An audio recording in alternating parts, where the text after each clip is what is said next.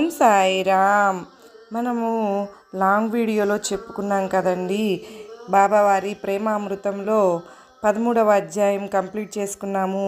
దాని అనుభవం పురస్కరించుకుని సాయి నాథుని దర్శనంతో కాకాజీ సుఖ సంపన్నులైనారు.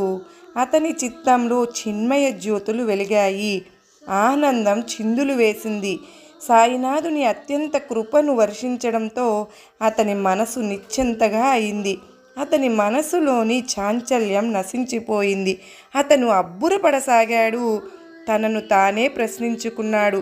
సాయినాథుని కరుణ ఎంత అద్భుతం! ఒక్క మాట కూడా మాట్లాడలేదు, ఏమీ ప్రశ్నించను లేదు, ఆశీర్వాదం కూడా ఇవ్వలేదు. కేవలం బాబావారి దర్శనంతో సుఖం కలిగింది.